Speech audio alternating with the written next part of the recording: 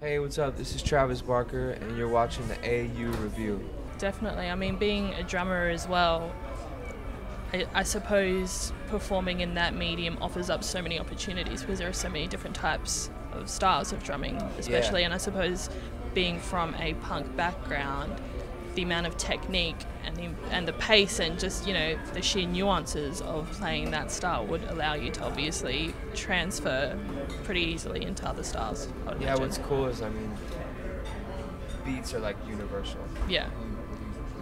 The drums. It's like I'm so stoked that I did play the drums because it's not like you can say like, with guitar, it's like there's only certain music that guitar goes in. So Yeah. growing up, I would be learning like the Master of Puppets album by Metallica, and then my sisters would be challenging me like, learn this Janet Jackson record, whatever, and I'd be like, "Wow, this is Yeah. crazy." But it was almost more of a challenge to play songs that were programmed drums because there wasn't a real drummer. So I grew Yeah. up, or my kid, my friends like growing up would be like, learn this Beastie Boys intro to like, something off Paul's Boutique, and it had crazy drumming in it. So Yeah. that was like a challenge.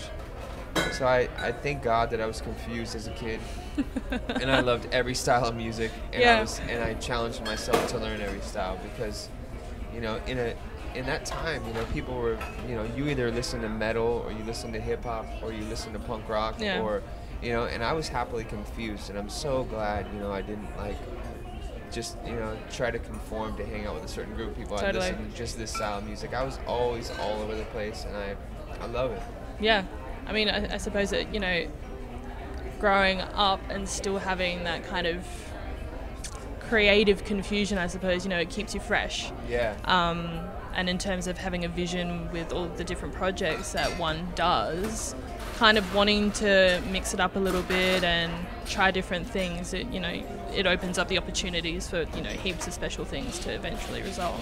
Yeah, skateboarding too. I owe a lot to skateboarding. Yeah. Growing up skateboarding, it was like we were listening to Slayer and Faction and DRI one minute, and the next minute we're listening to like Tribe Called Quest or The Far Side or The Alcoholics. It was like they both had this angst about it and this rebellious kind of attitude, with hip hop and punk rock. So they went hand in hand to me since I was a kid. Definitely. I think both genres as well. If you're a teenager, going through stuff that teenagers go through, punk rock and hip hop, they both offer so many avenues for people to either get lost in or, there's something in the lyrics that, kids can relate to, and you're seeing that even now. Like, I think it's a thing, it's an element that's always kind of stayed consistent through. So I think it's been interesting to watch how all musicians from both genres have found it really easy to work together, because I suppose, we all come from the same sort of, backgrounds. And Yeah, it's both like a music that's like longing for you at that age with like open arms. Like, Yeah. You know what I mean? It's like Totally. you can really relate to it. and it doesn't judge. Yeah, I remember like as a kid, like Ghetto Boys, like hearing like that song "Fuck 'Em" was like, oh, like there was just so many things, and then at the same time, like turn on Minor Threat, like screaming at a wall, whatever. It was all it was all there for me, and thank God, Yeah, totally.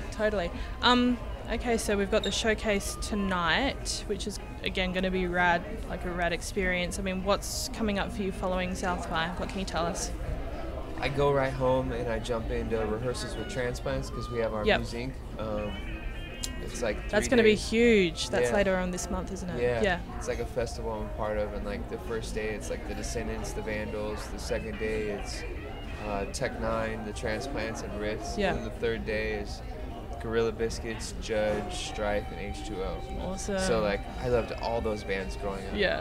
It'll be my first time I ever get to see Gorilla Biscuits, so I'm really excited. Awesome. It's going to be a good position to be like overseeing it all. So you can just I can't wait. I mean, I'm gonna be there as just a fan. Yeah. Both days that I'm not playing, and it's really like the red carpet of tattoo conventions. Yeah. Like, all the best artists, and this year we incorporated a car show. Yeah. Just something I'm very passionate about, like old cars. Cool. So it's gonna be Cool. And I'm just looking at the impressive artwork you've got rocking now. I mean, are there any new additions, or are you getting any new stuff coming up? I have, I just almost finished my back, which is I got like portraits of like my kids and Sure. my mom, my dad, like family, whatever. The last big thing I did was my head. Yeah. It's so intricate. Thank you. It's insane. How painful was that? It wasn't that bad. It was like 30 hours on my head. Wow. Mr. Cartoon I started my head like about 15 years ago. Yeah. Mr. Cartoon did Praying Hands, and then Chewy Quintanar and Franco was basically a collaborative effort on my head and my back. So it's cool. That's insane. Well, I mean, it's just been a thrill to finally be able to have some time with you. I mean, for me personally, you're one of my favorite musicians. Just being able to see you branch out into all the different areas that you have. I think it's really good for young musicians, especially, to be able to look at someone like you and be like, okay, well, I don't need to just stick to one specific style. Yeah. You know, if I'm interested in this, I can go and explore it. Yeah. So, the box no longer exists. Exactly. Like, you know, rules are made to be broken. Totally, man. Totally. Well, best of luck for everything coming up, and, you know, hopefully we'll cross paths again soon. Yeah. Nice no doubt. You too, man. Yeah. Thank you for your time.